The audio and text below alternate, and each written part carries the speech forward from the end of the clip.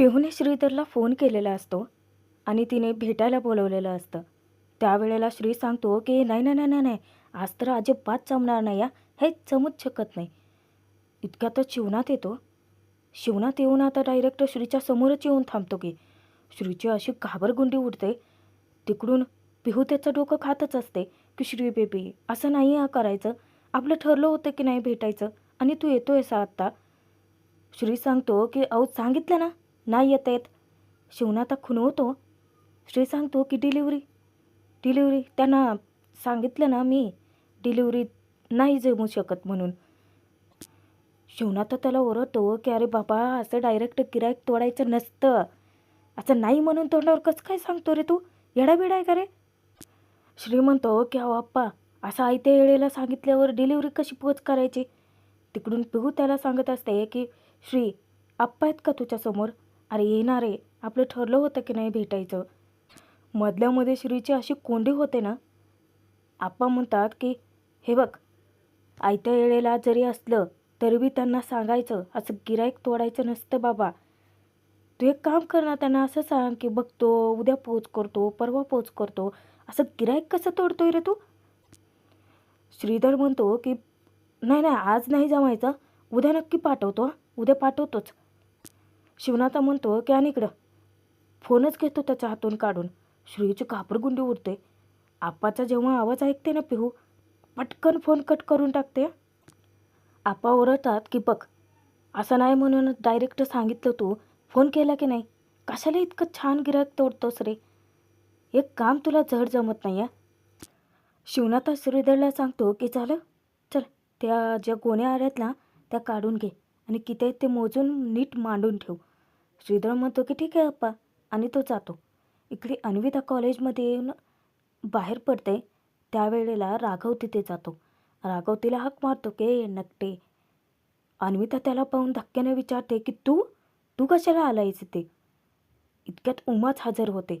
अन्विताच्या समोर येऊन उभा थबकते आणि सांगते की त्यो नाही, मी भेटायला आले तुला. अन्विताची आता थोडीशी घाबरगुंडी उडते उमाला अचानक समोर आल्याचं बघून. कारण उमा तिला सांगते की मला जरा बोलायचं आहे तुझ्याशी. इकडे माधुरीने स्पेशली माधवला आवडतात म्हणून बेसनाचे लाडू आणलेले असतात. तिने ते त्याच्यासमोर ठेवून त्याला गळ घालत असते खाण्यासाठी. पण राहून राहून माधवला फक्त एकच विचार सतावत असतो, तो म्हणजे शिवनाथचं वचन की कुणी बी पिरमात पडून लगीन करणार नाही. माधव नजर वर करून माधुरीला साधं बघायला सुद्धा तयार नसतो. तो तिला सांगतो की नाही, भूक नाही मला. माधुरी विचारते की काय झालं, तब्येत ठीक नाही आहे का तुमची, द्या मी काम करते, ही फाईल द्या, मी बघते काय आहे ते. माधव सांगतो की काय नाही, त्याची गरज नाही आता, म्हणजे बघतो माझं माझं काम. इतक्यात एक दुसरा कर्मचारी येतो तिथे. माधव त्याला काम सांगतो की माने एवढी फाईल चेक करा की. माधुरीला इतकं जिवायला लागतं ते. तो साधा ते नजर वर करून तिला बघायला सुद्धा तयार नाही आहे. पण असं दुसरेपणाने तो का वागतोय, त्याचा अर्थच तिला लागत नाही. आता मधुरा जाणार तर माधव तिला सांगतो की ह्यो टिफिन म्हणजे ह्यो प्रसाद घ्या आणि वाटा समजत. अरे तिने किती प्रेमाने आणलं होतं तिच्यासाठी, पण आता सगळ्यांना वाटायला सांगितले म्हटल्यानंतर मधुरा इतकी भडकते की तनतन करत ती जाऊन बसते तिच्या जागी. विचार करते की यांचं काय झालं, आज बिनसले का काही, हे असं का वागतायत माझ्याशी आज. आणि माधव मनात तळमळत असतो की आता हिला कसं सांगू की मी आप्पासने वचन दिले की प्रेमात नाही पडणार म्हणून, आता काय करू मी. अचानकच तो तंतर करायला लागतो. श्रीधरला हाका मारतो. श्रीधर आल्यानंतर तो सांगतो की तो गोण्या काढल्या का, या सगळ्याची एंट्री नीट करा, कामं व्यवस्थित करा, सगळी मांडणी योग्य झाली पाहिजे. माधवने कधी इतकी चिडचिड केली नव्हती. आता श्री पण त्याला विचारतो की ते करतो, पण दाद्या तुला काय झालंय. माधव त्याच्यावरती वचकतो की मला काय व्हायचं आहे, जा कामं करा गुपचूप तुमची. श्री पण आता गुपचूप तिथून निघून जातो. माधवचं लक्ष जातं समोर. मधुराच्या डोळ्यात अश्रू आलेले असतात, तेही ते बघू शकत नाही. इकडे उमा अन्विताला समजावते की हे बघ अन्विता, माझा राघव म्हणतोय की नाही की तो पोरगा चांगला नाही. अगं मग तसं नसलही. मला राघवनं समजून सांगितलं आहे. तो जो कोण तुझा बॉयफ्रेंड आहे नवं, तो चांगला नाही आहे राघव म्हणतोय नवं. तर ऐक अगं त्याचं. माझ्या राघवला समजं कळतं. चांगलं काय आहे, वाईट काय, समजं लक्षात येतं त्याच्या. आता तुझं बॉयफ्रेंड आहे ही गोष्ट जर घरात कळाली तर काय होईल याची कल्पना आहे ना तुला अन्विता? अगं तू माझ्या भावाची पोरगी आहे, आत्या आहे ना हो मी तुझी. अगं मग माझं बी ऐक.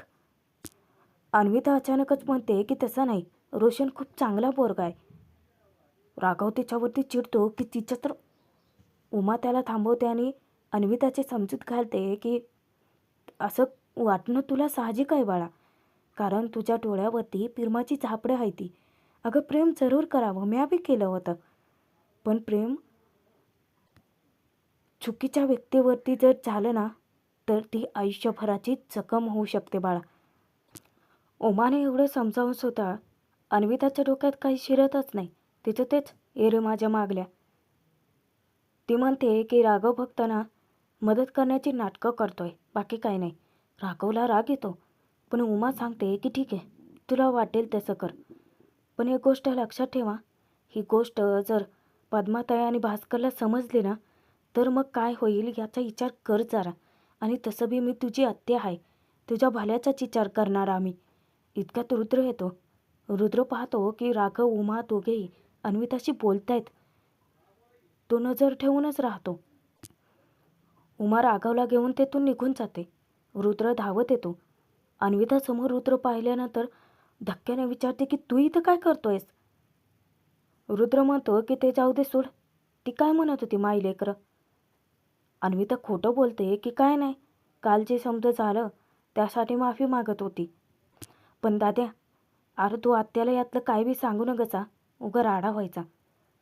रुद्र म्हणतो की आत्याला काय सांगायचं आणि काय नाही ते माझं मी बघेन, तुझा गपचूप घरला. अन्विताच्या मनात भीती दाटून येते. रुद्र अचानकच कॉलेजमध्ये येऊन टपकलाय. इकडे माधव मधुरा दोघेही कामात असतात, पण दोघांचाही जीव थाऱ्यावर राहिलेला नसतो. मधुराचं लक्ष माधवकडे आणि माधवची नजर तिच्याकडेच असते. तिच्यापासून तो नजर चोरत राहतो सतत. आता इतक्यातच शिवनाथ येतो. शिवनाथ आल्यानंतर मधुरा उभी राहते. मधुराला शिवनाथ एक काम लावतो. तो विचारतो की मला एक माहिती लिहून हवी आहे, एक कागद, तू मला लिहून देशील? मधुरा होकारच देते. शिवनाथ तिथे सांगायला लागतो की मुलाचं नाव माधव शिवनाथ, वर्ण गोरा आणि उंची उंची. तो माधवला बोलावून घेतो की माधव इकडे जरा. आणि त्यानंतर तो उभा करून मधुरालाच विचारतो की मधुरा, याची उंची साधारण किती असेल? 5 फूट 8 इंच. मधुरा सांगते की हो 8च आहे 8. पण माधव सांगतो की नाही अप्पा, 5 फूट 9 इंच आहे. शिवनाथ म्हणतो की ठीक आहे, 5 फूट 9 इंच फिक्स करूया, लिहि तिथे. आता मुलीकडच्या अपेक्षा म्हणजे मुलगी कशी हवी ते समजा लिहि त्याच्यात. म्हणजे हुशार असायला हवी, मन मिळावं, असं एकत्र कुटुंबात राहणारी. हळूहळू ते एक एक सगळं सांगत असतो आणि मधुराच्या डोळ्यातून अश्रू थांबता थांबत नाहीत. शिवनाथ तिला विचारतो की मधुरा, काय झालं, तू रडतीये? माधव धक्क्याने पाहतो. मधुरा सांगते की नाही सर, ते सर्दी झाली आहे ना व, तर डोळ्यातनं पाणीच थांबतं नाही. तुम्ही सांगा, मी करते. शिवनाथ विचारतो की ठीक आहेस ना तू, जमत असेल तर कर, नाही तर. मधुरा सांगते की नाही नाही नाही सर, सांगा ना, मी करते काम. पुढे शिवनाथ ते सगळं सांगत असतं. पण धक्क्याने मधुरा विचार करते की माधव, तुमचं लग्न ठरतंय, तेही एका दुसऱ्या मुलीशी. ही गोष्ट मी कशी सहन करू शकते? आणि तुम्ही लग्नासाठी माझ्याशी नातं तोडताय. तिचा गैरसमज होतो, पण माधवच्या मनात चाललेली खळबळ ती थोडीच जाणू शकणार आहे.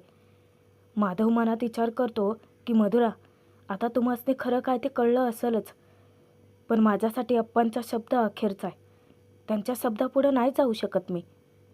दोघांच्याही मनात इतकी कालवाकालव होत असते. शिवनाथने जसं सांगलं अगदी त्या माहितीचा मधुराने बायोडाटा तयार केलेला असतो. ती प्रिंटआउट काढते त्याच्या सांगण्यावरून. ती प्रिंटआउट जी आहे ती मधुरा उचलते आणि स्वतःच्या डोळ्यातले अश्रू पुसते ती. पटकन आपली पर्स उचलते. माधवच्या समोर जाऊन थांबते. माधवला ती सांगते की हा तुमच्या लग्नाचा बायोडाटा. माझी तब्येत ठीक नाही आहे, मी घरी जाते. ती निघून जाते सरळ. माधवला इतकं वाईट वाटत असतं, मधुराची अवस्थाच तो बघू शकत नसतो. त्यानंतर रात्रीच्या वेळी अन्विताने जे काही सांगितलं ते खरं मानून रुद्र पद्मा आणि भास्करच्या कानावरती घालतोच आणि ते फुकटचा उगाचच गैरसमजत राहून आसुरी आनंद साजरा करतात. पद्मा म्हणते की असं त्या उमाला आयुष्यभर आपली फक्त माफीच मागावी लागणार आहे. एक दिवस असा येईल भास्कर की उमाला त्या शिवनाथचे लग्न केल्याचा पश्चाताप होईल, इतका त्रास होईल आणि तो दिस त्याची पोरच त्या शिवनाथ आणि उमावरती आणतील. लिहून घे माझ्याकडनं. इकडे माधव आणि श्रीधर दोघांचीही अवस्था इतकी वाईट असते, दोघांचीही मनस्थिती फार ढासळून गेलेली असते. राहून राहून राघवला माधव श्रीधर दोघांनाही माधुरी पिहूचं बोलणं आठवत असतं. माधुरीने एवढं प्रेमाने त्याच्यासाठी लाडू आणले होते त्याच्या आवडीचे, पण माधव खाऊ शकला नाही. तिकडे पिहू त्याच्या डोक्यावरती बसली आहे की घरातले लग्न कर म्हणून मागं लागलेत. दोघे इतके अस्वस्थ असतात. माधवला सतत माधुरीचा फोन येत असतो तर श्रीधरला सतत पिहूचा फोन येत असतो. दोघेही दोघींची कॉल रिसीव करतच नाहीत. दोघे इतके अस्वस्थ बसलेले असतात, काय करावं सुचत नसतं. इतक्यातच राघव येतो. राघव रूममध्ये आल्यानंतर दोघांची अवस्था बघतो. तो एकीकडे डोक्याला हात लावून बसलाय, हा एकीकडे अस्वस्थ आहे. राघव दोघांनाही विचारतो की भावा काय झालंय? अरे तुम्हाला काय कोण बोललंय काय? अरे काय झालंय सांगा की मला. श्रीधर आता रागावतो त्याच्यावरती की आम्हाला काय विचारतोयस, सगळं तुझ्यामुळे झाले, तुझी चूक होते ना व चुका तू करायच्या आणि शिक्षा आम्हाच नाही होय. राघवच्या डोक्यात काही शिरत नाही. तो विचारतो की यार काय केलंय मी आता, कंची चूक झाली आहे माझ्याकडनं, आज सांगा तर की कळेल ना मग मला. श्रीधर म्हणतो की अरे तुझ्या चुकीपायी आपण वचन द्यावं लागलं ना आम्हाला. तिकडे शिवनाथने माधवचा बायोडाटा बनवलेला असतो आणि तो इतका खुश असतो, आनंदाने कौतुकाने. उमाला तो सांगतो की उमा आज मी जाम खुश आहे. नाही म्हणजे मी माझ्या तिन्ही बी पोरासनी वचन मागितलं आणि त्यांनी काय बी जरा बी विचार न करता मला वचन देऊन टाकलं. बापाच्या एका शब्दाखातर त्यांनी जरा बी विचार नाही केला. शिवनाथा अजूनही गाफील आहे. म्हणजे विचार करायची संधी दिली तर ते सांगतील ना, समोरून विचारलं तर बोलतील ना. याने संधीही दिली नाही, डायरेक्ट निर्णय लादलाय त्याच्यावरती. बाची चप्पल लेकराला यायला लागली ना की त्या चपलीची तो जरा जास्तच काळजी घेतो. का माहिती आहे उमा? कारण ती चप्पल त्याच्या बाची असते म्हणून. आपण आपल्या लेकरांवरती जे संस्कार रुजवले ना त्याचं जीत झाला आज. शिवनाथ एकटाच बडबडत असतो. पण उमा शेवटी हिंमत करून शिवनाथला येऊन आता जागं करण्याचा प्रयत्न करते. ती विचारते की ऐका ना, पद्माताईचा अहंकार मोडण्यासाठी आपण आपल्या मुलांवरती जबरदस्तीची बंधनं तर लादत नाही आहोत ना. शिवनाथ धक्क्याने तिच्याकडे बघतो. प्रेक्षकांनो आता भाग संपतोय खरा, पण पुढे मोठा ट्विस्ट आहे. कारण मधुराने नेमकं राघवच्या समोरच माधवला फोन केलेला असतो. मधुरा त्याला जाब विचारते की म्हणजे तुम्ही आता लग्न करणार आणि तुम्ही मला असंच सोडून देणार? आम्ही तुमच्यावरती खरं प्रेम केलं. राघव ते सगळं ऐकतो. माधव रडत तिला म्हणतो की तू अजून गोंधळ नका वाढवून ठेवू, असं नका ना बोलूच मला. वेदा तिकडे ठरवते की चला आपण समजात पहिले दादाचंच अकाउंट ओपन करू, तू देख नाही ना. श्रीधर विचारतो की अकाउंट? कसलं अकाउंट? वेदा सांगते की अरे रगड्याचं अकाउंट, पोरी बघायच्यात ना मग. श्रीधर धक्क्याने बोलतो की नाही नाही नाही, अजिबात नाही. शिवनाथ उमा त्याच्याकडे धक्क्याने बघतात. अचानकच पण राघवने आता हिंमत जुटवली. माधवला तो हिंमत देतो की दादा असं गप बसून काही बी उपयोग होणार नाही. अरे मी तर म्हणतो तो आप्पासने सांगून टाक, उलट आप्पा लई खुश होतील तुझ्यावरती. त्यांना बी वाटेल की पोरगी नेमकी समोरच होती, जास्तीची हुडकायची गरज बी पडली नाही. पण आता माधव खरंच सांगू शकेल का की मधुरावर त्याचं प्रेम आहे? आणि जरी सांगितलं राघवच्या सांगण्यावरून तर शिवनाथ काय निर्णय घेईल पाहणं तितकंच मनोरंजक ठरणार आहे. नव्या मालिकेचे एपिसोड सर्वात आधी पाहण्यासाठी सबस्क्राईब करायला विसरू नका प्रेक्षकांनो. आणि दुसरी गोष्ट महत्त्वाची प्रेक्षकांनो, बाई तुझा आशीर्वाद या मालिकेचे पुढचे ट्विस्ट आपल्या दुसऱ्या चॅनलवरती अपलोड होत आहेत, सिरियल कट्टा. तर प्लीज त्याच्यावरती जाऊन व्हिडिओ नक्की बघा.